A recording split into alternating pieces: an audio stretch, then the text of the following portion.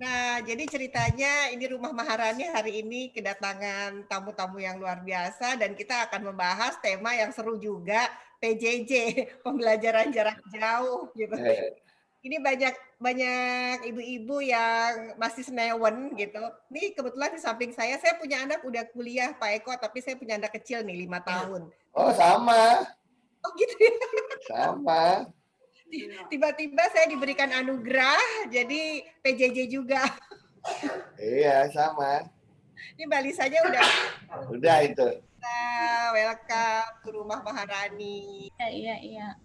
Kasih sudah mampir di rumah Zoom Maharani. Saya Nyonya Rumah hari ini dan bersama sahabat-sahabat Maharani di sini ada founder Yayasan Maharani Kirana Pertiwi, KS Ramanurung, dan relawan-relawan Maharani. Terima kasih Kak Putu. Selamat siang sahabat Maharani semua. Kita sapa yuk sahabat Maharani. Narasumber kita ada Bapak Profesor R. Eko Indrajit dan Ibu Lisa Arianto. Halo Bapak, selamat siang. Halo semuanya, sahabat Maharani. Terima kasih Pak untuk kesediaannya untuk berbagi bersama sahabat Maharani pada saat bukan ini. Cewek semua kan, cowok boleh ya? Boleh banget Pak. Boleh banget. Cowok sendiri kan. Oke sahabat Maharani, Bapak Eko Indrajit ini adalah seorang akademisi dan pakar teknologi informatika, seorang pendidik, pembicara di berbagai seminar, penulis buku serta jurnal yang telah dipublikasikan baik di dalam maupun luar negeri, dan menjadi salah satu anggota pengurus besar PGRI dan menjadi ketua PGRI Smart Learning Center and Character. Dan tentunya sang istri yang cantik jelita ada Kak Lisa Arianto. Halo Kakak, tambah hari tambah cantik. Apa kabar? Baik, Sobat Maharani, Ibu Lisa Arianto ini tentunya semuanya sudah pada tahu ya, beliau adalah seorang public figure, artis ternama Indonesia, dan banyak karya dan prestasinya juga yang luar biasa. Dan Ibu Lisa Arianto juga adalah putri dari seorang pencipta lagu yang sangat legendaris, Bapak Arianto. Dan pastinya sahabat Maharani sudah tidak asing deh dengan sosok Kak Lisa Arianto yang tambah keren ini. Dan narasumber kita yang berikutnya mungkin sudah bergabung Tante Cassandra Putranto. Oke sahabat Maharani, Ibu Cassandra Putranto adalah seorang psikolog klinik forensik yang ternama di Indonesia. Beliau juga seorang ibu dan aktivis sosial dan pernah menjadi ketua Ikatan Perempuan Profesional. Sobat Maharani, Tante Cassandra ini adalah seorang psikolog yang ternama ya, yang setiap saat selalu tampil dengan elegan dan baik hati sekali loh orangnya sahabat Maharani. Dan bagi Ibu Cassandra, menjadi seorang psikolog ini merupakan suatu panggilan dan jalan yang sudah ditentukan oleh Tuhan dalam hidup beliau. Karena beliau sangat ingin sekali menekankan pengetahuan tentang pentingnya nutrisi psikologis untuk menjaga kesehatan mental dan jiwa seseorang. Dan adapun nutrisi psikologis itu ialah cinta, dukungan, dan perhatian dari lingkungan sosial maupun orang-orang terdekat. Dan itu sudah diaplikasikan banget loh oleh Tante Cassandra ini, dan saya salah satu orang yang sudah banyak sekali menerima kebaikan dari Ibu Cassandra. Iya, thank you Mbak Putu, thank you Loli. Okay. Siang hari ini, jadi sebenarnya beberapa waktu yang lalu tuh ya Mbak Putu, aku tuh jadi moderator di salah satu webinar Sekolah Belarminus. Narasumbernya tuh Pak Eko. Nah, waktu beliau menjelaskan mengenai PJJ, aku tuh jadi kayak, keren juga ya si PJJ ini gitu, yang tadinya kayaknya ruwet gitu, aduh pusing gitu kan dengerin komplain-komplainan ibu-ibu, ternyata bisa dibuat begitu menarik dari penjelasan-penjelasannya. Jadi saya juga berharap seminar kali ini apalagi ditambah juga dengan ada Mbak Lisa, ada Mbak Cassandra, ini pasti akan lengkap sekali Mbak. Boleh nggak Pak Eko dijelaskan sedikit kepada kami? Satu kalimat yang saya ingat terus adalah meningkatkan romantisme keluarga. Itu tuh kayak bagi saya tuh ya juga ya gitu. Jadi boleh nggak sharing Pak, apa sih yang Bapak lihat dari segi romantisme keluarga ini? Kalau orang tuanya work from home, kemudian para anak-anaknya school from home, berarti kan semuanya ada di home ya kan? Nah, katanya kata home itu kan beda dengan house ya. Nah, di home itu kan ada suasana dan lain sebagainya. Jadi hati kecilnya anak-anak saya mungkin bilang, akhirnya papa tiap hari di rumah, kan begitu. Ya. Nah, hati kecil saya juga mengatakan, oh akhirnya saya tiap hari bisa ketemu semua anak saya. Kan kalau yang nyunyu mestinya semua seneng kan? Punya baju baru seneng, Ya. pindah ke rumah baru seneng, memasuki hidup baru seneng, ada normal baru kan mestinya seneng begitu. Karena kalau saya stres, anak-anak saya pasti ke bawah stresnya. Kalau gurunya stres, anak-anaknya pasti ke bawah stresnya. Jadi supaya anak-anak gembira, orang-orang yang ada di sebelah-sebelahnya juga harus gembira, walaupun dalam hati kita was-was gitu ya. Nah, jadi kita menanamkan semangat gembira itu ke putra-putri kita. Nah, waktu itu sama Mbak Esra kita bilang, itu akan lebih baik kalau gurunya melakukan hal yang sama. Sehingga environment-nya, atmosfernya kita buat yang membahagiakan, yang menggembirakan. Ya kalau dibandingkan dengan ke sekolah ya semua lebih senang ke sekolah lah, ya kan? Ketemu tatap muka dengan teman dan lain sebagainya. Cuman ini bukan pilihan, kita nggak bisa melakukan itu karena ada pandemi, karena ada social distancing. Jadi apa yang kita lakukan, marilah kita beradaptasi. Saya rasa kan manusia adalah makhluk yang diberikan Tuhan yang sudah siap beradaptasi dengan situasi apapun. Dan saya jadi pendongeng lagi, Mbak Isra. Ya, orang tua menjadi pendongeng lagi, saya dongengin lagi. Istri saya kalau pagi ikut loncat-loncat sama anak-anak saya pas lagi pelajaran olahraga, ya kan? Nah, nanti kalau ada pelajaran lain lagi kita suruh bikin lagu ya kita sama-sama bikin lagu ya. Jadi kita menikmati itu semua. Termasuk sekarang nih kalau saya lagi siaran ini deg-degan tiba-tiba ada yang mandi lewat belakang, anak satu, anak kedua, anak ketiga gitu kan ya. Tapi ya kita anggap itu sebagai sebuah romantisme baru. Yang kita anggap sebuah suasana baru. Paling tidak kita bisa mulai mengembalikan kritikan orang dulu yang mengatakan orang tua zaman sekarang itu cara mendidik anak-anaknya seperti drone parenting katanya. Apa itu drone parenting? Selama ini kita sibuk mendidik anak-anak kita dengan handphone. Halo, udah makan belum?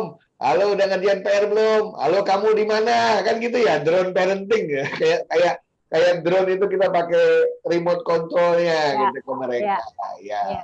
Ya memang awalnya stres tapi ya sudah nikmati aja dan mulai menata ulang lagi nih. Lihat saya sama istri saya tempatnya kayaknya jauh ya Mbak ya. Soalnya kalau sebelah-sebelahan kan bayangin kita 4. Terus ibunya ada kegiatan, ayahnya kelihatan 6 orang sebelah-sebelahan kan masih ribut gitu kan ya. Oh, saya kira saya aja tuh Pak di rumah yang sama suami. Aduh, suara kecilin suka gitu kan. Apalagi suara bapaknya ini, suara saya ini kan dropletnya kemana-mana nih kan katanya gitu kan. Jadi ya itulah yang kita lakukan. Nah, itu biasanya mau disanggah sama istri saya tuh udah siap-siap nyanggah deh. Ayo, Kalisa gimana tuh di awal-awal dan penyesuaiannya? Iya, di awal-awal memang pasti ribet ya untuk masalah teknis Zoom seperti itu. Terus ada Google Classroom kayak gitu ya. Jadi tapi saya sih senang juga ya, senang karena saya belajar juga hal baru dan lebih tertata. Anak-anak juga semua materi-materi masuk di Google Classroom seperti itu. Terus komunikasi dengan anak juga jadi makin intens. Terus komunikasi juga dengan wali kelas itu juga jadi makin baik ya. Anak saya kan yang kecil kelas 1 SD itu juga saya dampingi terus untuk Zoom kan karena pasti bingung ya kan, pasti masih bingung. Nah itu selain Zoom juga ada tugas mandiri yang dia harus kerjakan. Terus nanti mamahnya fotoin, kirim ke wali kelas seperti itu. Terus ada lagi tugas-tugasnya juga semakin semakin ini ya, semakin kreatif. Anak-anak suruh bikin video, suruh bernyanyi, terus nyiram tanaman, ya kegiatan-kegiatan ya itu menyenangkan. Anak-anak juga senang. Saya juga jadi senang bikin jadi kontennya banyak ya untuk IG saya di medsos juga gitu. Jadi menyenangkan lah gitu. Wow. Tapi memang menarik sih Pak Eko dan Mbak Lisa ya. Saya melihat mungkin memang dari dasarnya Pak Eko dan Mbak Lisa ini punya komitmen yang tinggi untuk membangun keluarga. Ya, karena sumber kita siang hari ini memang orang-orang yang sangat komitmen membangun keluarga.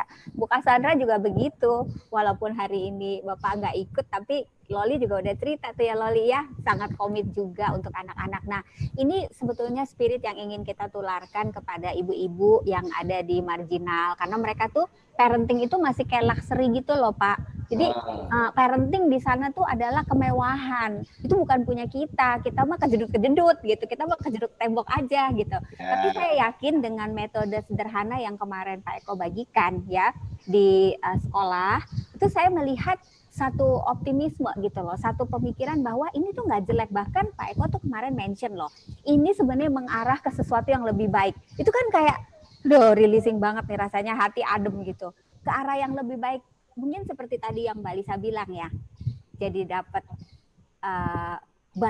banyak hal yang membuat kita jadi lebih bonding, lebih terikat dengan satu sama lain gitu ya. Ada syaratnya tapi Mbak Isra. Gimana Pak? Syaratnya adalah satuan pendidikan atau sekolah memiliki nafas yang sama. Ya, sehingga kalau memberikan tugas bagi anak-anak itu yang membutuhkan bantuan orang tuanya, itu bukan membuat PR untuk orang tuanya. Apalagi yang PR-nya yang orang tuanya sendiri udah lupa. Jadi misalnya, Mbak Isra kalau saya kasih hitung-hitungan sinus kosinus masih mau nggak ngerjain? Nah, terus Bu Loli tiba-tiba dipanggil anaknya suruh ajarin penggaraman kimia, ya nggak? Lah kita aja dulu nilainya berapa? Pak, saya paling nggak suka matematika, Pak. Iya, makanya saya bilang sama sekolah-sekolah itu bahwa buatlah tugas yang membuat kalau orang tuanya harus terlibat, mereka juga senang.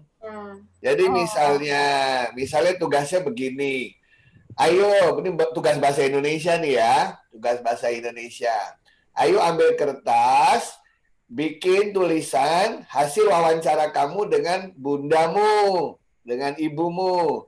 Hasil wawancara apa? Ya bunda suruh cerita perasaannya 30 menit sebelum kamu lahir itu seperti apa. Wah, itu pasti bundanya ceritanya berhalaman-halaman tuh, ya kan? Bagaimana dia harus menghadapi keadaan itu, susahnya, sakitnya, takutnya, tapi juga ada perasaan gembira karena sebentar lagi akan punya putra atau putri gitu ya. Nah, itu membuat orang tuanya juga senang terlibat, malah ketagihan, ada PR lagi nggak? Ada PR lagi nggak? Gitu kan ya. Nah, terus ada yang suka nanya gini, PJJ itu apakah mengajarkan karakter? Bisa, begitu ya Mbak Isra ya? Betul, betul. Saya bilang begini, tadi istri saya cerita, dengan adanya PJJ, kita suka apa tidak suka, anak-anak kita dewasanya menjadi sedikit lebih cepat, paling tidak dalam hal manajemen waktu, betul ya? Justru yang dihadapkan pada pendidikan karakter adalah orang tuanya, ya nggak? Mbak Putu, itu video bisa diputar, gak lucu banget video. Iya, Mbak Lisa, awal-awal itu apalagi kan Mbak Lisa ini kan punya anak elementary ya, SD ya. Karena kalau saya lihat tuh Pak Eko yang punya anak SD nih, kebenaran saya, aduh puji Tuhan banget, anakku udah SMA kan.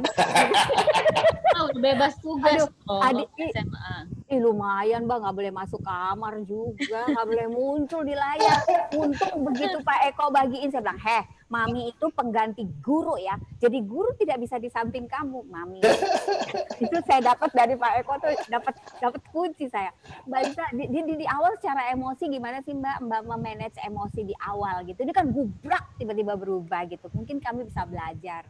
Iya, awal-awal ya pokoknya saya berusaha untuk menjelaskan kan, ya kan karena terbatas juga waktu di Zoom cuma setengah jam, materi-materi terbatas. Jadi memang lebih banyak materi diberikan. Jadi cuma dalam seminggu 3 hari aja, 3 hari aja yang Zoom. Jadi Zoom, terus besoknya tidak ada, terus Zoom lagi gitu. Nah pas lagi hari tidak ada, jadi materinya dibuat PowerPoint gitu ya atau PDF gitu dikirim lewat WhatsApp. Nah itu kita belajar bersama-sama dengan anak-anak dengan buku sekolahnya gitu, pelan-pelan seperti itu. Begitu. Nah terus yang saat Zoom itu memang yang bikin ini ya deg-degan, apalagi kalau ulangan terus atau dikte seperti itu. Aduh, itu mengendalikan emosi anak yang memang repot karena dia juga pressure juga ya. Kalau ketinggalan, aduh mama ketinggalan ini itu ini itu. Nah, kita udah siap-siap, nggak usah panik ini itu gitu-gitu sih. Terus kita juga mesti komunikasinya ke guru tuh juga mesti ini juga ngomong, Bu, maaf ini ketinggalan karena anak kan kadang suka nggak bisa ngomong ya. Nah, jadi kita mesti ngomong juga ke guru, mesti kadang ada 1 hari yang 3 pelajaran. Nah, itu kan berat sekali buat anak-anak ya. Udah ngantuk, udah bosan. Nah, itu kita juga bisa kasih masukan ke guru. ke guru. Ini mungkin ditukar pelajarannya, misalnya itu dalam 1 hari dia ada agama, PJOK, bahasa Inggris. Nah awalnya tadinya bahasa Inggris, anak-anak senang kan, excited, ada lagunya, ada gambar-gambar macam-macam. Habis itu agama, habis itu PJOK, aduh udah nggak ada tenaga deh anak-anak tuh. Rewel ya kan, nah kayak gitu tuh. Jadi kita harus komunikasi ke guru, Bu bisa nggak ditukar atau Bu bisa nggak ini itu nih begitu supaya anak-anak lebih fun belajar. Jadi menarik ya, jadi ternyata memang nggak bisa ya kita hanya presi anak, kamu mesti fokus dong, kamu mesti nurut dong, nggak bisa lagi ya nggak bisa. Kita harus berani juga sebagai orang tua untuk mengevaluasi di rumah kita, terus kasih saran ke sekolah dan nggak apa-apa gitu ya, berani gitu. Kalau dulu kan saran Mbak Esra, bukan protes, bukan ngasih istilahnya, bukan komplain, bukan marah-marah. Karena semua pihak ini sekolah, mama, papa, rumah, anak itu semua kan nggak tahu ini sebenarnya caranya gimana. Bekerja sama, semuanya harus bekerja sama. Dan ini seluruh dunia begitu, seluruh dunia bingung kok. Gitu. Ya kan kita kalau di kita kan Pak, apalagi ibu-ibu suka sungkan kan, masa sih kita bisa ke guru, pasti dipendem lalu ngegerundel di belakang, akhirnya stres kan. Jadi ternyata itu kita harus terbuka. Oke, kalau dari saya yang jelas, kembali lagi kan saya selaku psikolog klinis forensik ya kan. Jadi dari sisi mental health itu sangat erat kaitannya dengan kondisi kesehatan tubuh. Yang jelas memang kita tidak siap, siapapun tidak siap, bisa atau tidak, suka atau tidak suka, mau tidak mau harus. Nah persoalannya kan berarti kalau misalnya kita lihat jobnya aja nih anak-anak, dulu ke sekolah nggak boleh bawa handphone. Sekarang nggak boleh ke sekolah, mainannya malah handphone melulu. Udah terbalik gitu ya, dunia jadi terbalik. Iya bener loh. Mereka pada komplain gitu. Kalau dulu di sekolah kan handphonenya dikumpulin gitu. Sekarang mereka sedih banget 7 bulan nggak boleh sekolah. Nah, tapi tentu saja tadi yang disampaikan oleh pembicara yang terdahulu semuanya itu sama. Betul ya. Kembali lagi sangat tepat. Yang mungkin hanya perlu saya tambahkan adalah pentingnya untuk melakukan self care. Yang pertama ya, self care dengan adanya kondisi yang ada sekarang ini, coba dibayangkan. Ayahnya juga pasti sibuk. Ayahnya juga pasti work from home dan bahkan tidak mungkin waktu kerjanya malah bertambah. Betul. Kalau tadinya berangkat ke kantor, terus kemudian di dalam kantor pun masih ada masa naik ke gedung sini, naik ke ruang sebelah, naik jalan sini, meeting situ, masih bisa jalan-jalan, ini enggak full. Bisa dibilang 8 sampai 10 bahkan sampai 12 jam sehari bekerja. Nah, kemudian yang kedua, ibunya juga sama, ya kan? Terlepas dari ibunya bekerja atau tidak bekerja, yang tadinya mungkin masih bisa keluar, sekarang tidak. Anak ini juga demikian. Bahkan bahaya yang mengintai itu adalah justru karena terlalu banyak gadget. Dari pagi, dari jam 8 sampai jam 2 mereka ikut pembelajaran. Lalu kemudian dari jam 2 sampai jam 7, jam 8 mereka bikin tugas pakai gadget lagi. Kemudian mereka entertain themselves gitu ya, mereka mencoba mencari rekreasi pakai gadget lagi gitu. Yang jelas kalau dari selama 7 bulan ini ya, pasien-pasien yang memiliki kecemasan, depresi, adiksi itu kumat semua. Gitu Lalu ya. dan Wow. sampai hari ini pun sudah menerima anak-anak yang gadget addiction itu juga cukup banyak. Belum yang stres, belum yang fatigue, capek, lelah, dan lain sebagainya. Nah, belum yang kemudian ada masalah hukum.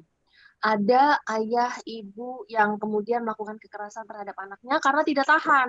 Jadi, oleh Profesor Eko, untuk ini yang idealnya gitu ya, itu sangat ideal yang harus kita capai gitu. Nah, kenyataannya di sisi lain gitu ya, di ekstrim yang lain itu terjadi terbalikannya ketika akhirnya orang gagal untuk mencapai idealisme yang seperti itu. Seseorang tuh harus tetap menjaga perawatan diri, jadi self care. Ya, seringkali ini yang paling sering nih.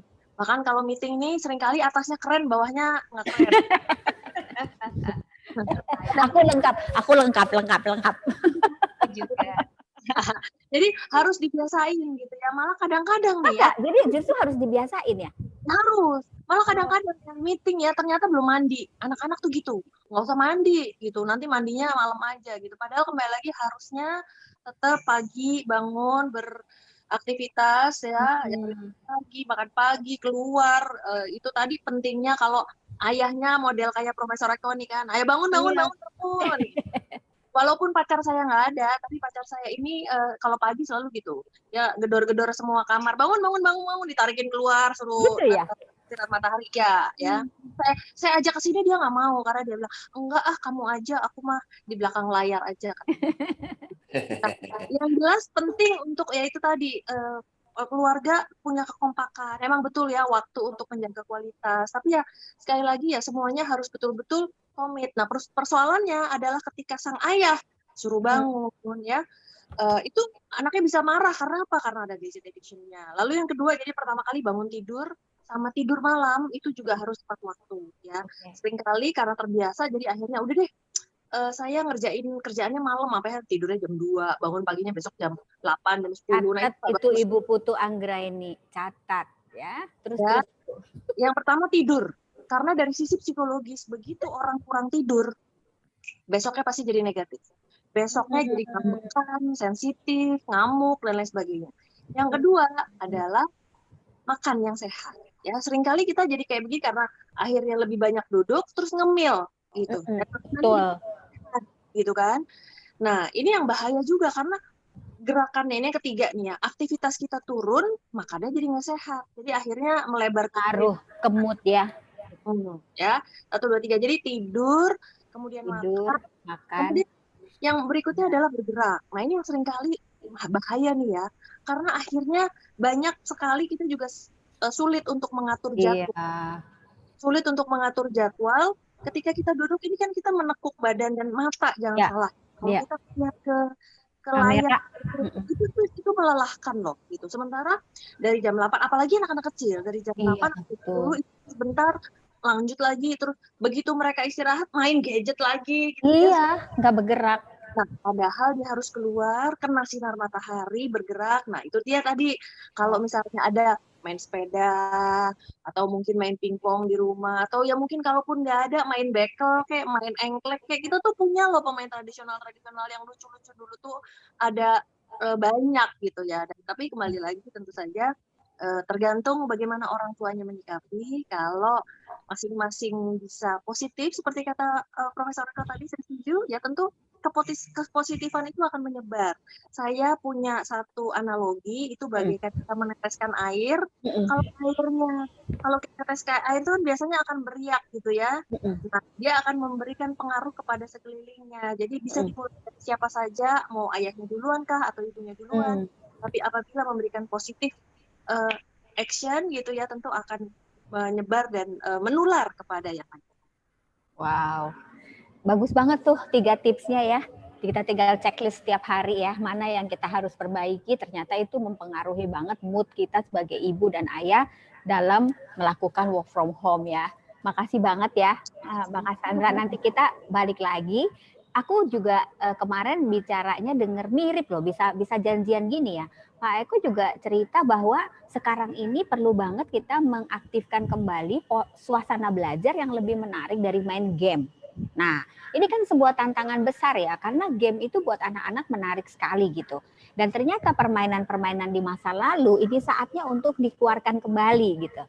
Nah, aku pengen minta sharing sedikit dari Pak Eko dan keluarga. Seperti apa di dalam rumah, permainan apa yang sekarang ini cukup menarik gitu di rumah keluarga Pak Eko dan Mbak Lisa ini? Jadi saya punya prinsip bahwa anak-anak SD terutama ya, anak-anak SD itu kan yang lapar ototnya, ya enggak? Ya, yang lapar tuh sebenarnya otot. Yang buktinya apa? Dulu sebelum pandemi kita ke mall, ada yang loncat-loncat, ada yang lari-lari, dia tinggalin semua gadgetnya. Benar kan, Mbak ya? Betul. Ya, kalau kita ke mall ngelihat time zone, ngelihat apa yang jam-jam atau apa, lupa mereka gadgetnya, minta berjam-jam di situ. Artinya kan sebenarnya yang lapar itu adalah ototnya. Nah, cuman karena itu tidak dihadirkan di rumah, nggak dihadirkan di sekolah, mereka nggak tahu ada permainan-permainan zaman kita kecil dulu. Wah. Ya kan? Main bekel enak gampang, gitu kan? Saya ini masih jago main bekel nih, Mbak. Kiri kanan, ya. Mulai dari ngambil 1, 2, 6 sampai hujan itu. Hujan tau kan? Lempar, pindahin ini ke tangan kiri, ambil lagi, gitu kan? Lupa loh. Main karet mulai dari yang bulat-bulat sampai yang paling tinggi yang saya harus koprol itu masih jago gitu istilahnya. Wow. Ya, kemudian jadi kita biasanya membuat kalau hari Sabtu Minggu itu saya selalu panggil semua, ayo family game gitu kan ya. Family game apapun lah yang membuat kita sama-sama satu keluarga santai bergerak. Nah, yang saya hadirkan permainan zaman kita kecil dulu gitu. Ya, jadi misalnya kadang-kadang nggak perlu alat apa-apa nih. Misalnya contoh ya, ayo nggak usah pakai fisik deh, yang sederhana. Mbak Isra, saya minta satu kata. Ayo, satu kata apa aja Mbak Isra? Apa? Satu kata? Saya kasih. Ya. Roti. Apa? Roti ya? Oke, Mbak Loli, satu kata lagi. Ayo, satu kata tadi roti udah Mbak Isra. Mbak Loli, satu kata, ayo. Sebelum kata yang dikasih tahu, nyalain dulu mikrofonnya. Mute kayaknya Loli. Apa satunya Mbak Loli? Satu kata. Ya? Buku. Buku, oke. Udah ada roti, udah ada buku. Nah, ini ada Mbak Ines Siswarini. Ayo Mbak Ines, satu kata. Ya, satu kata Mbak Ines sambil nyalain mikrofonnya. Nah, mulai dicari mikrofonnya hilang. Apa Mbak Ines? Mbak Ines? Minum. Minum ya. Ada roti, ada buku, ada minum, betul ya? Ya. Ayo sekarang bikin kalimat yang romantis yang di dalamnya ada 3 kata itu. Aduh. Ayo, bikin kalimat romantis satu kalimat, ada roti, ada buku, ada minum. Ayo. Sayang, saya mau. Apa? Ada 3 itu. Ada kata roti, ada kata minum, ada kata buku. Oke. Apa? Saya Misalnya. coba ya, Pak. Saya Ayo, coba ya. coba. Sayang, ayo kita makan roti sambil minum, sambil ngeliat kupu-kupu. Buku. Buku atau buku? Oh, buku. Minum, roti, buku. Bentar. Bisa boleh. Ayo ibu-ibu lain, Bu Andrianti ada tuh. Ayo. Coba. Ayo coba Mbak Andrianti bawa. Sayang, kita makan roti dan minum coklat sambil baca buku yuk. Oke. Itu pakai kata sayang kan ya. Satu orang bilang itu, yang lain ketawa. Macam-macam. Ada yang bilang adalah gini, misalnya roti, buku, minum ya. Ya. Roti yang kau berikan padaku adalah minum jiwaku Wow. dan buku bagi kehidupanku. Wah, lagi. Lah ya gitu-gitu sederhana aja kita mainnya. Habis itu ambil kartu remi, bikin yang aneh-aneh. Nah, itulah tuh contoh dua anak saya yang paling tua dan paling kecil itu. Tiana paling suka apa? Game paling suka Apa bikin magic ya, Tiana ya? Iya. sulap. Saya juga suka main sulap, Mbak. Pakai kartu, iya. Saya bisa ngilangin orang tapi nggak bisa balikin lagi loh. Bahaya. Main Nah, tebak-tebakan. main tebak-tebakan, main kartu, main teka-teki, gitu ya. Nah, kadang-kadang pakai gerak-gerakan. Apa istilahnya? Ini loh, Mbak. Pernah tahu nggak satu alat misalnya? Nih, ini kan ada apa termometer nih ya? Ngecek suhu. Ngecek tubuh ya. Nah, termometer ini saya taruh di satu tempat. Terus harus gantian ngambil ini memperagakan sesuatu, kita nebak. Ini pura-pura jadi apa? Gitu. Iya. Dia ambil rambut ibunya diginiin. Oh, hair dryer ya. Itu macam-macam. Ini apa? Kan lama-lama idenya habis ya, kita ketawa bersama dan lain sebagainya. Nah, ternyata mereka suka. Akhirnya, ayo kapan family game, begitu ceritanya. Sebenarnya orang tuanya stres juga, cara ngilangin stresnya ya gitu. Sekarang bisa keluar ya. Nggak bisa keluar, akhirnya jadinya main. Tapi itu yang ditunggu-tunggu anak-anak sih. Weekend gitu, Jumat gitu, family game papa, family game mama gitu. Wow, nah ini idenya bagus banget nih ya teman-teman. Kita bisa memulai family game di rumah kita tanpa gadget. Atau kita Maharani bikin family game yuk, Mbak Oh Izzy. ya, kita bikin contoh-contoh kali ya Mbak ya. Jadi kan orang tua juga bisa meniru yang lebih sederhana dan ternyata nggak pungut biaya. Ada juga yang gini, yang udah anaknya SMA SMP terutama ya. Kan katanya kalau waktu lahir tuh buah hati, begitu TK PAUD tuh buah hati, begitu SD itu mulai permata hati, SMP SMA kan mulai makan hati katanya gitu ya. Nah, dia nggak mau ngomong sama bapak ibunya. Udah bapak mama aku udah gede, dia maunya internetan terus di rumah, bener kan? Ya. Nah, nanti ya Rumah Maharani bikin satu acara gimana cara nyetel wifi di rumah passwordnya. Gimana tuh? Pada pakai wifi di rumah kan? Iya. Itu bisa disetel passwordnya. Kita ganti-ganti tiap hari. Jadi dia nggak bisa masuk. Pasti jumpain bapak ibunya kan? Papa, mana passwordnya? Makanya cium papa dulu dong. Gitu, ketik-ketik. Iya. Itu wifi di rumah kebanyakan dibuka semua biar semua nyaman. Akibatnya nyaman, ya kita saling tidak ketemu. Nah, tapi untuk anak-anak saya yang SMP, SMA itu passwordnya saya ganti-ganti. Kalau dia nggak mau ketemu bapak ibunya, nggak bisa akses dia. Datanglah dulu ke kita, ya kan? Ini ide bagus nih, Pak Ivan Malyaki. Ini ide bagus nih, ada suami saya di sini, Pak Ivan. Kan saya ini paling susah suruh anaknya cium kan, Pak udah gede-gede cium papa, kasihan banget kan dia kayak jadi tiap hari minta cium. Ganti passwordnya yang jadi kalau mau tahu password cium papa dulu. Apalagi anak saya tuh yang depan itu malah nggak mau cium bapaknya. Tahu dia kapan perhatian sama bapaknya? Kapan Pak? Pada saat bapaknya suruh swab test atau rapid test tuh dia berdoa malamnya tuh. Tiba-tiba saya diperhatiin 24 jam sebelum hasil rapid test keluar tuh. Begitu keluar yang negatif, dimusuhin lagi. Kalau anak saya yang remaja, yang perempuan tuh, Pak Eko, Mbak Lisa, itu baiknya kalau mau buka Shopee baru baik. Ini juga nempel-nempel. Ya kan? Ya, itu leverage, Mbak, itu leverage kita namanya. Disitulah kita bisa dalam tanda petik menyandera mereka. Ya kan? Jadi ada yang bilang, main game semua. Ya terang aja wifi-nya dibuka, ya terserah dia main game. Coba mati itu wifi. Pasti tiba-tiba dia datang berkerumun di depan gitu kan. Kayak dokter gigi kan. Empan-empannya berkerumun di depan. Jadi harus pede ya, harus pede untuk menerapkan berbagai kreativitas. Iya. Ya, anak saya yang kecil suka nuduh tuh Mbak Isra. Tiba-tiba datang saya bilang, Papa, Mama belum bayar internet. Oh iya. Iya. Di rumah kami juga pernah. Suami saya sengaja nggak perpanjang internet 2 minggu, kebayang nggak Pak? Kata suami saya biarin aja. Jadi mereka selalu deketin kita kan minta hotspot.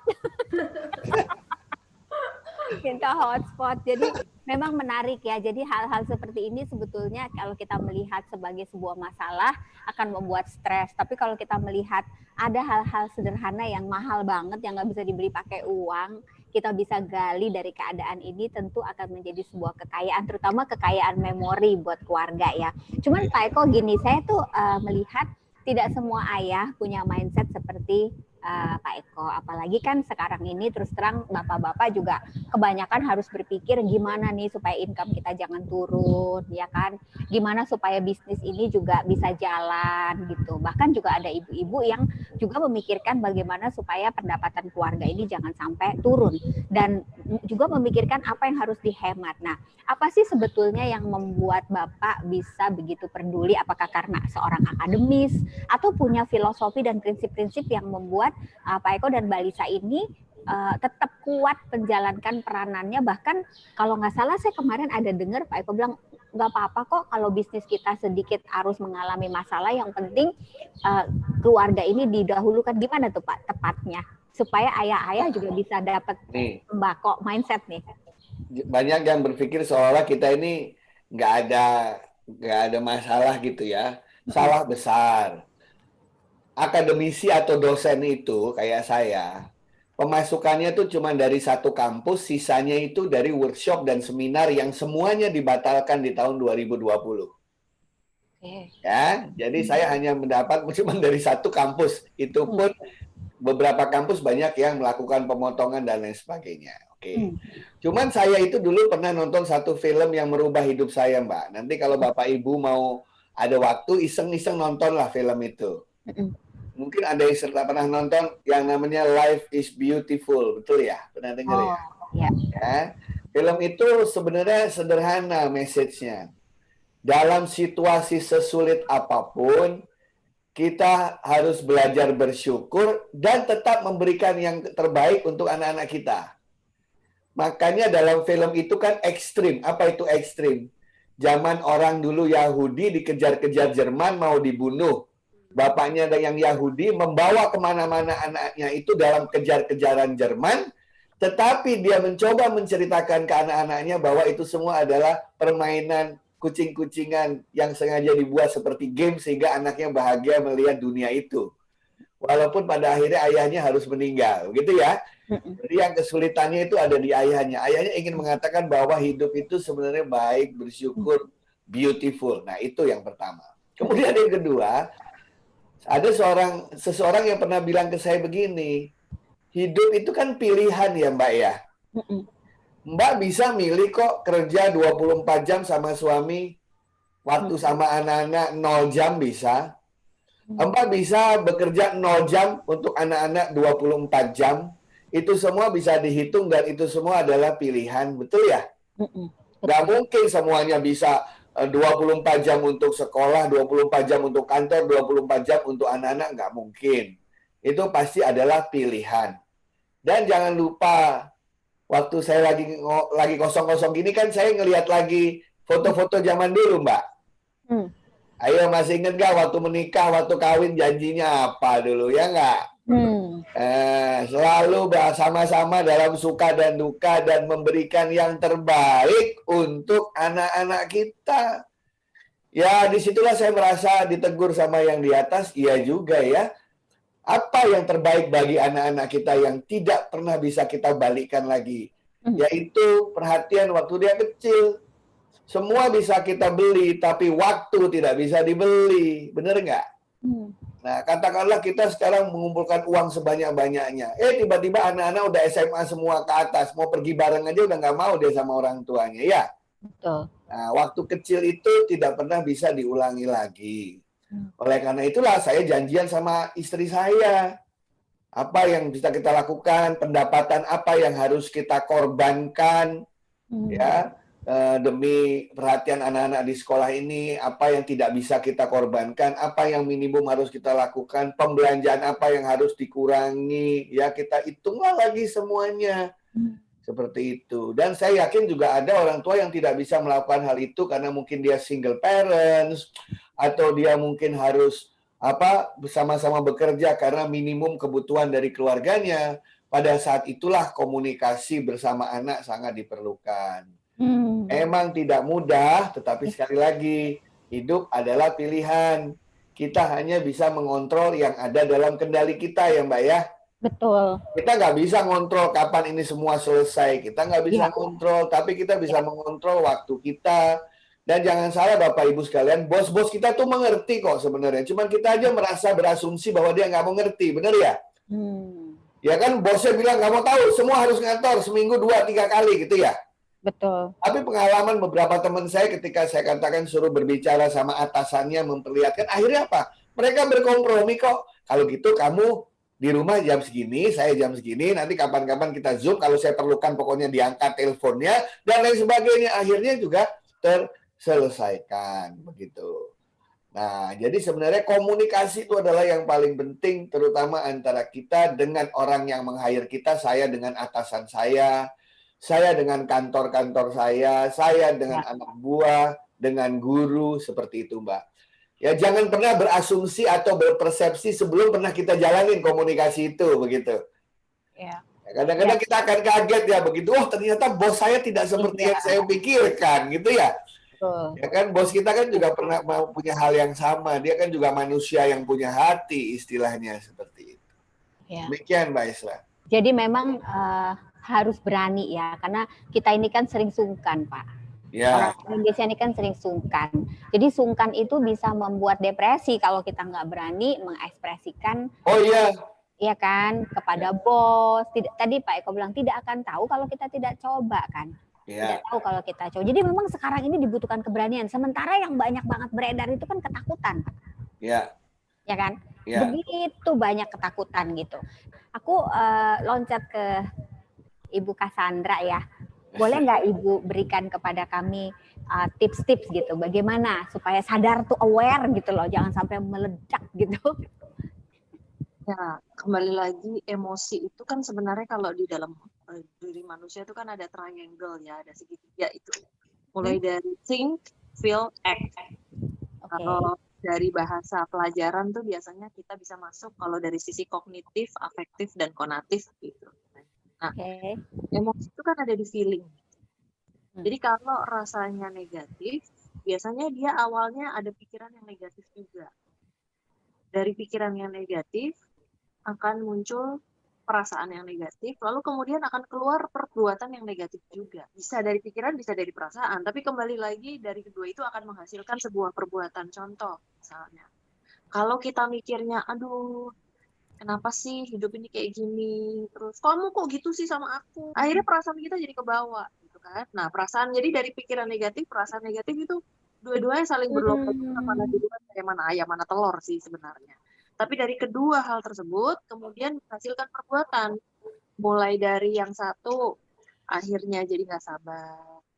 Terus kemudian juga jadi demanding, jadi menuntut, jadi emosi misalnya. Kenapa sih? Ya kayak misalnya mungkin cuman gara-gara selotip, nyari selotip nggak ketemu. Gara-gara suara kadang kenceng banget kan. Aduh jangan kenceng-kenceng gitu. Juga mungkin karena kadang-kadang lampu lupa dimatiin, AC lupa dimatiin. Iya benar.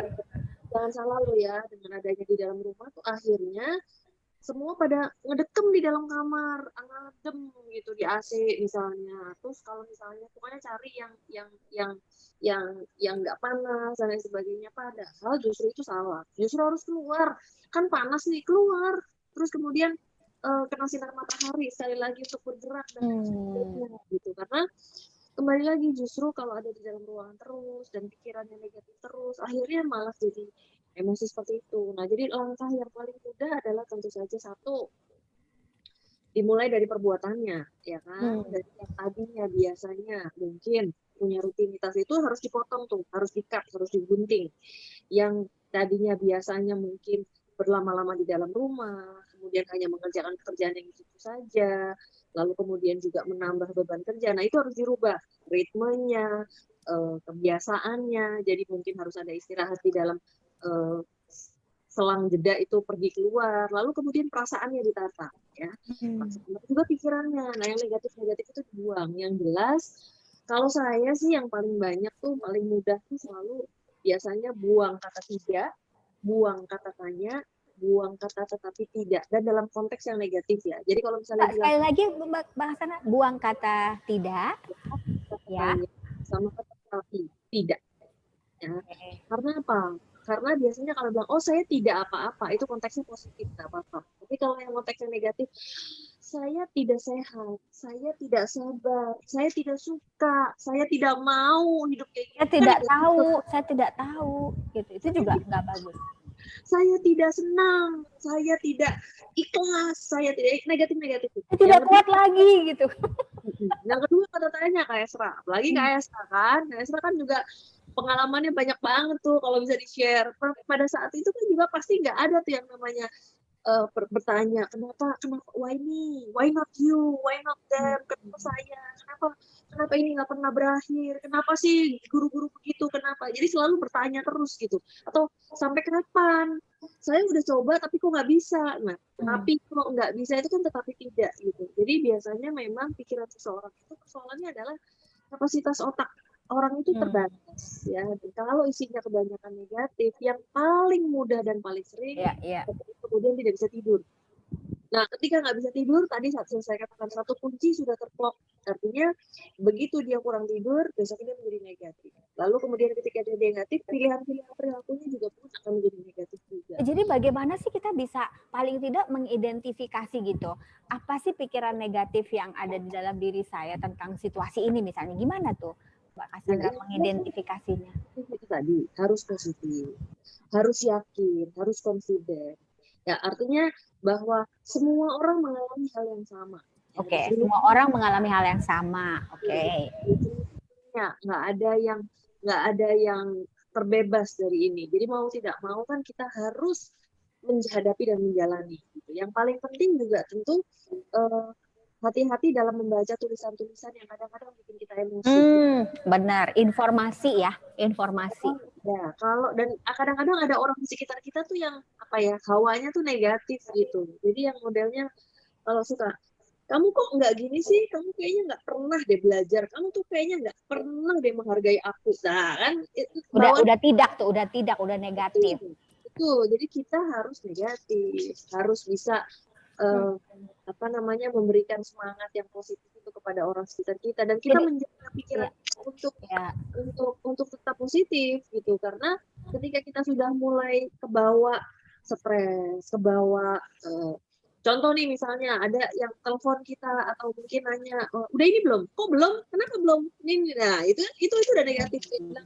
Ya kalau boleh kita tunggu saja. Kalau misalnya kita tanya kenapa belum datang, ya tapi biasa gitu, nggak usah nyecer, nggak usah nek-nek. Nah ini sama dengan kehidupan kita yang sekarang ini sedang kita hadapi.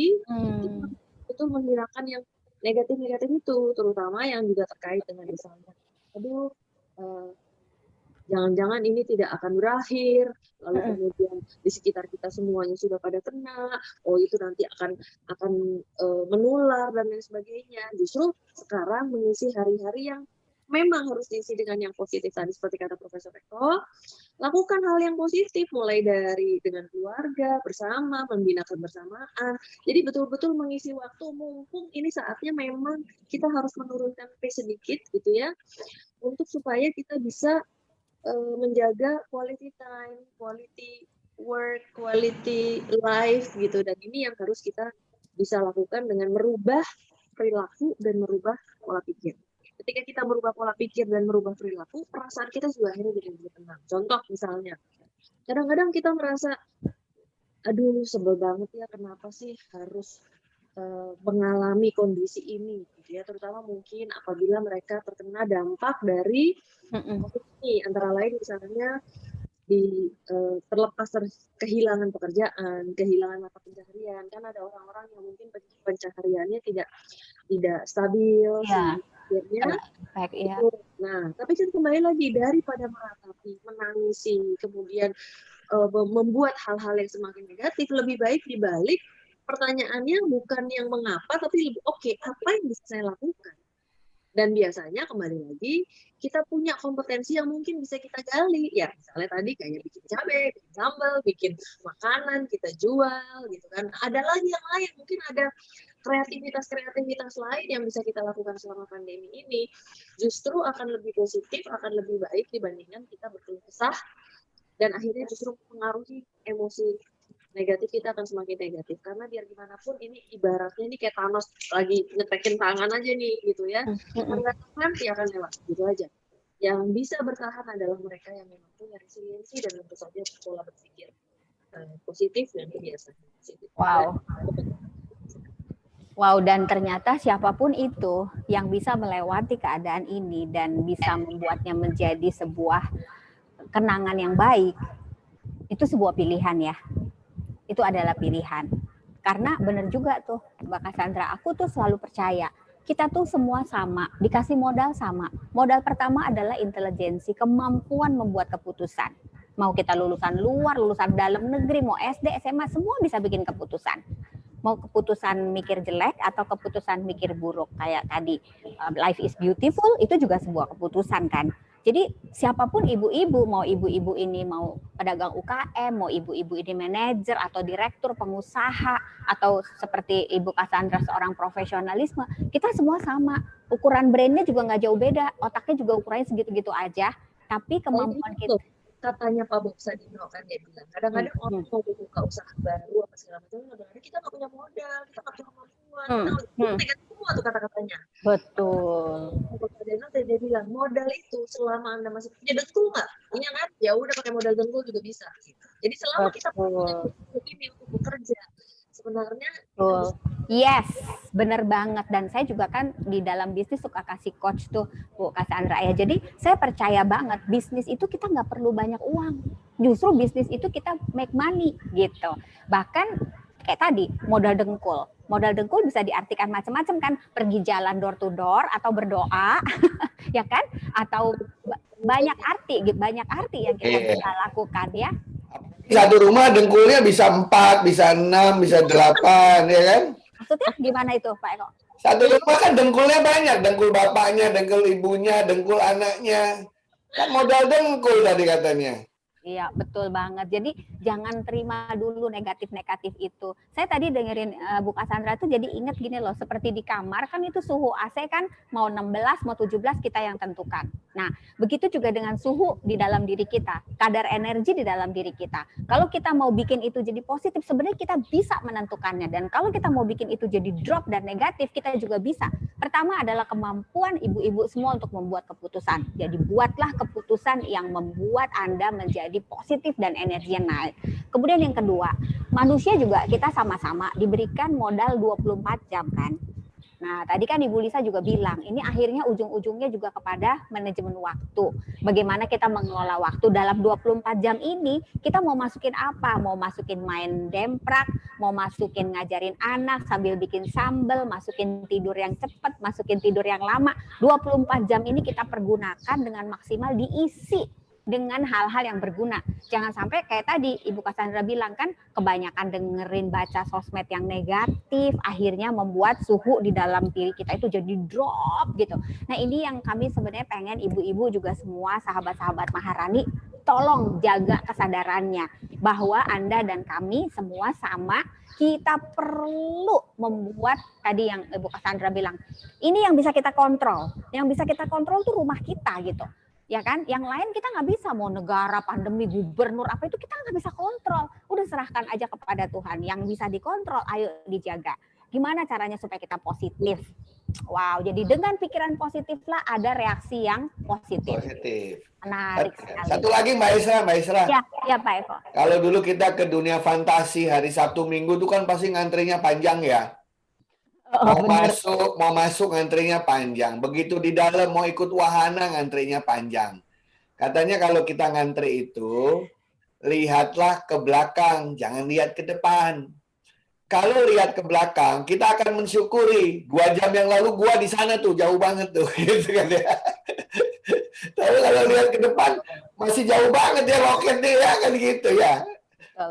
Tapi kalau lihat ke belakang, kita akan bersyukur, karena 2 jam yang lalu kita di ujung sana, nggak maju-maju, kan begitu. Jadi selalu lihat Ada banyak orang yang lebih sulit dari kita keadaannya. yes, ya. Nah, Betul. Tapi ini menariknya gini ya, Mbak Lisa, gimana sih cara merayu suami supaya bisa terlibat dalam pendidikan di rumah, mau ngedongeng?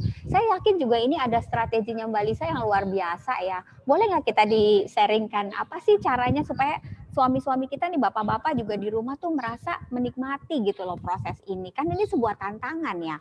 berarti saya harus live meeting ini artinya. Jangan.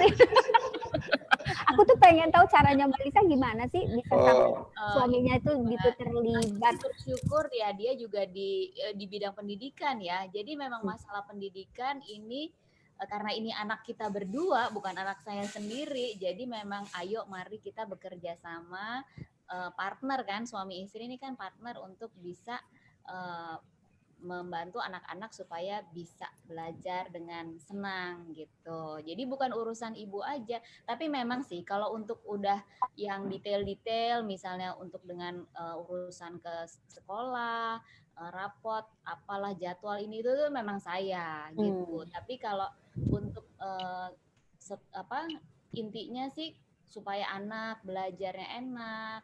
Terus kalau saya nggak bisa ya udah tanya papa coba gitu kan. Jadi kalau yang udah apalagi kalau yang udah SMA wah udah saya angkat tangan deh gitu. Coba tanya papahnya. Tapi anak yang pertama juga males sih nanya papa. Karena biasanya udah punya ini sendiri ya cara belajar sendiri-sendiri. Kadang anak suka ini. Tapi paling nggak untuk memberikan apa ya semangat bahwa anak-anak itu diperhatikan orang tua ya, support dukungan dari orang tua itu penting buat anak moodnya juga jadi bagus gitu untuk menjalani hari-hari gitu. Gitu dan memang ini sih saya ingetin juga terus janji nikah tadi, untungnya dia ingat terus sih ya. Oh, itu perlu diingatkan gitu ya? Perlu ya? Saya lupa itu janji sama yang mana. Saya jarang loh. Jarang loh Mbak Lisa ngingetin janji nikah itu, serius aja. Perlu ya diingatkan, boleh juga tuh ya basic ya. Iya dong, kan setiap tahun kan kita ini kan merayakan hari ulang tahun perkawinan ya kan. Nah itu momen kita untuk merefleksi kita udah benar belum sih jadi orang tua buat anak-anak, kita kurang apa bagaimana kayak gitu. Terus apa yang belum, apa yang sudah kayak gitu sih. Jadi diingatkan kembali komitmen kita bersama untuk membangun rumah tangga dan keluarga ya. Walaupun kayaknya, ya kadang-kadang tanpa sadar kita berpikir masa nggak inget sih gitu kan ya. Masa nggak inget sih janji kamu gitu ya. Kita aja 20, misalnya kayak saya menikah udah 23 tahun kan. Ini kan lupa lah ya kadang-kadang ya, wajar dong ya kalau lupa ya. Jadi harus diingatkan. Lu janji apa gitu. Nah kalau Pak Eko sendiri sebagai seorang bisa dibilang pakar di dalam dunia pendidikan dan teknologi ya. Sebenarnya ini ideal nggak sih? Ini tuh perlu dibalikin lagi atau nantinya akan berubah sih Pak? Gimana sih ini sebenarnya? Saya rasa nanti begitu pandemi itu tidak akan kembali seperti situasi yang dulu. Yang sederhana aja lah. Ya, dulu kan satu kelas isinya bisa 30 ya, 25 30 orang. Pasti sekarang kan akan mulai tidak sebanyak itu. Mulai ada nanti semacam gantian atau bagaimana. Yang jadi kedua nggak akan percis plek seperti dulu. Nggak mungkin. Nggak usah mereka lah. Ibu-ibu ya, sama ibu-ibu kan biasanya kan dulu gini. Kita dulu kalau ketemu fisik itu kan suatu hal yang lumrah. Pakai Zoom ini kan mewah dulu ya sebelum pandemi ya. Oh iya, betul. Nah, sekarang sudah jadi hal yang lumrah, ketemu fisik mewah ya nggak? Nanti saya yakin begitu keadaan pandeminya usai, udah biasa lagi. Nanti ibu-ibu setiap kali mau meeting akan bilang, udah Zoom aja lah, ngapain sih harus ketemu? Nah, tapi kadang-kadang kita ketemu aja. Ya? Iya. Penting, benar. Dan ada satu lagi Mbak dalam hal pendidikan itu. Anak-anak dengan orang tua tidak pernah exposure ke internetnya seintens ini, betul ya? Itu banyak anak-anak yang kaget loh. oh ternyata guru-guruku selama ini ngasih soalnya dari sini, ya nggak? Betul, betul banget. Kemarin anak saya lihat review matematika pakai YouTube, saya kaget loh. Nah, terus Belajar dari YouTube. Mbak, ada orang tua yang mulai protes ke sekolahnya nggak mau bayar uang sekolah, tahu kenapa? Karena materinya banyakan dapat dari luar gitu. Jangankan materi, anaknya didikte di sekolah yang materinya ada di internet, itu kan buang-buang biaya. Wow, jadi gimana? Kita masih butuh sekolah formal nggak nih Pak? Betul, jadi begini, ketemu di sekolah tidak selama yang sebiasanya, tapi untuk memperdalam ilmu, untuk berinteraksi, untuk bertanya ke gurunya, bukan lagi mengajarkan. Kenapa? Karena hampir semua materi yang ada di sekolah ada di internet, betul ya? Ya. Nah, cuman tujuan kita belajar itu kan supaya kita bisa melakukan sesuatu ya. Betul. Tidak sekedar tahu kan? Betul. Kalau tahu kita bisa belajar dari mana aja, kita baca, tanya orang kita tahu, tapi tahu belum tentu bisa melakukan. Nah, itu dia. Jadi dari internet ini mereka bisa tahu. Kita bisa tahu, begitu ketemu gurunya, ketemu orang tuanya, ketemu masyarakat lain, bagaimana pengetahuan itu bisa menjadi sesuatu untuk mereka bisa apa. Karena sekarang di perusahaan-perusahaan nanyanya adalah kamu bisa apa. Karena kalau dia bisa, artinya dia punya pengetahuan, betul kan? Betul. Tapi kalau punya pengetahuan, belum tentu dia bisa melakukannya. Pak, tapi kalau dilihat dari kondisi ini, berarti kita juga akan mengalami perubahan dari konten kepada karakter ya Pak ya? Baiklah, ya dari konten ke karakter. Iya. Sederhana aja, paling tidak sekarang kita karakter hidup sehat, kebiasaan hidup sehat akan berbeda kan? Ya. Dulu mana ada sebelum masuk sekolah cuci tangan gitu kan ya? Benar. Nah, nanti ibu-ibu kalau lihat anak-anaknya mulai gandeng-gandengan, peluk-pelukan anak TK SD mulai deg-degan tuh, ya kan? Nah, jangan-jangan ketularan. Nah, gitu pasti ada perasaan itu. Sehingga akhirnya mereka akan terbiasa dengan hidup yang sehat. Wow. Ya. Frekuensi cipika-cipiki di Indonesia akan berkurang, ya kan? Ya, betul. Sebenarnya nggak penting banget sih, nggak penting banget. Gini aja udah bagus kok, gini aja. Iya, makanya lah. Lama-lama ini akan mengubah. Jadi ya. banyak sekali sebenarnya yang menarik ya Pak ya dari keadaan ini ya. Banyak sekali hal-hal yang kita sebetulnya kayak diperbaiki dari pola-pola yang nggak terlalu efektif ya. Ya termasuk itu banyak orang tua yang saking sibuknya lupa kepada tugasnya mendidik anak, itu juga teguran untuk kita kan sebenarnya. Ya. Jadi ini multidimensi. Jadi dikatakan ini bukan perubahan tapi transformasi. Wow, ke arah yang lebih baik. Kita berani mengatakan ke arah yang lebih baik. Betul, karena transformasi itu beda dengan perubahan apa? Transformasi itu irreversible change, perubahan yang tidak akan balik lagi. Oke. Kita akan menuju sesuatu yang lebih baru. Transformasi itu berarti lebih baik gitu ya? Harus lebih baik, betul. Iya. Jadi jangan istilahnya yang dulu sudah benar pada waktunya.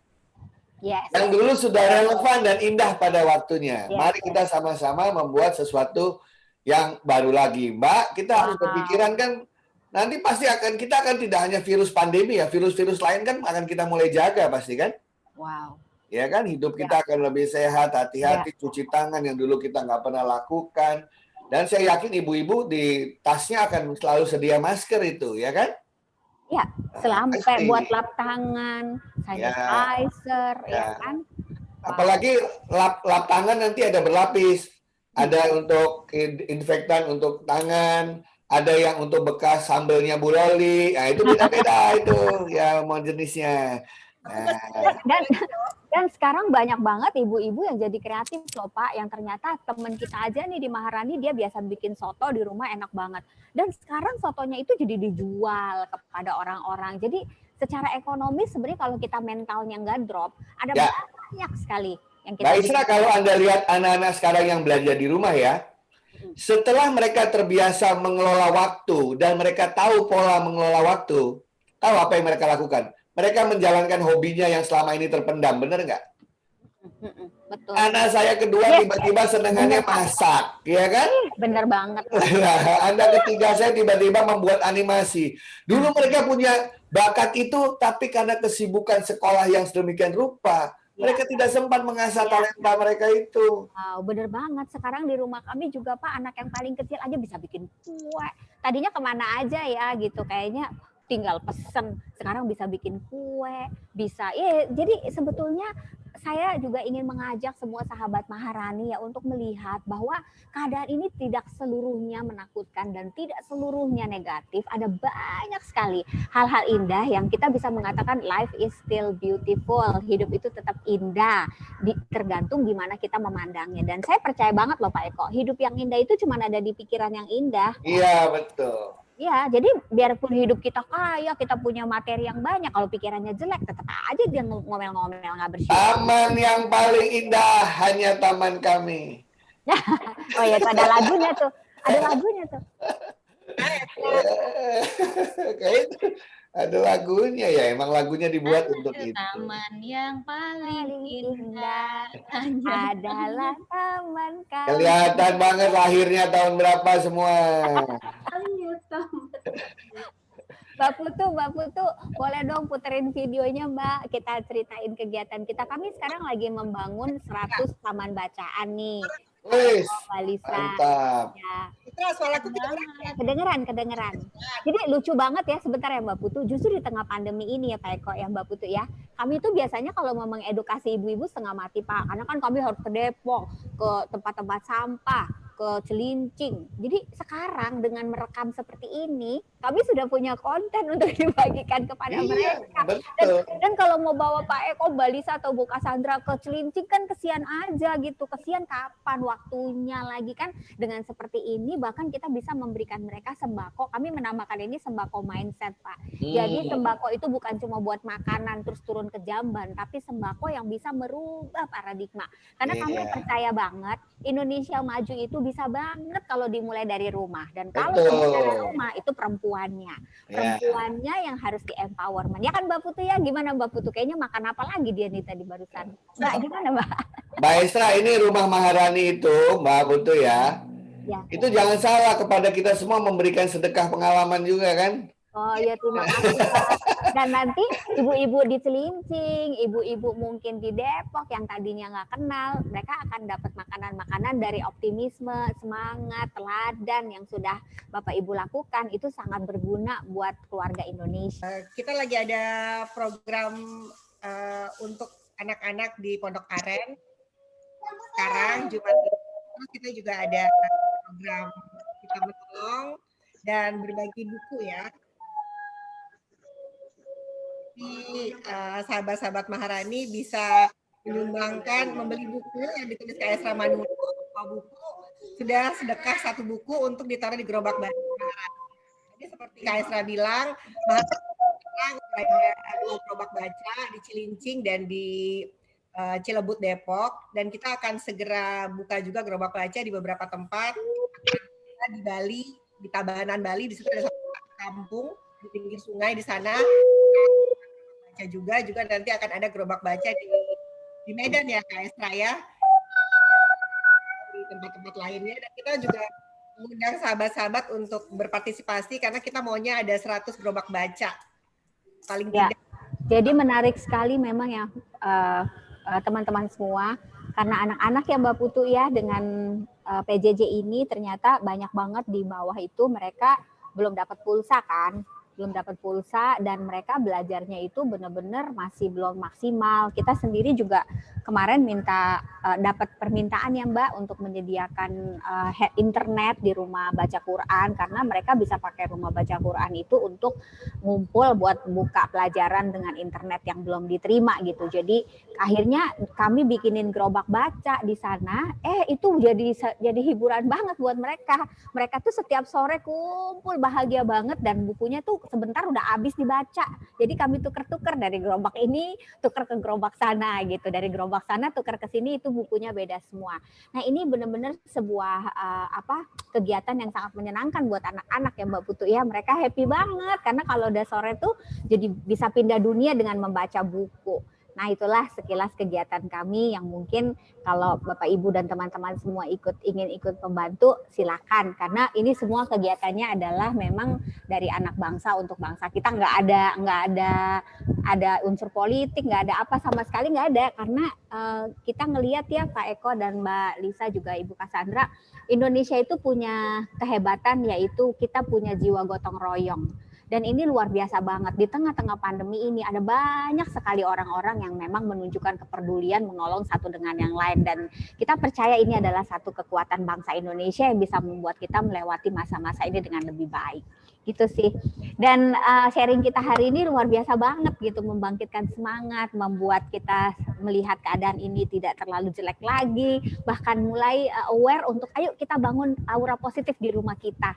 Ayo kita sama-sama gitu ya. Jadi saya ingin mengucapkan terima kasih yang sebesar-besarnya kepada Pak Eko.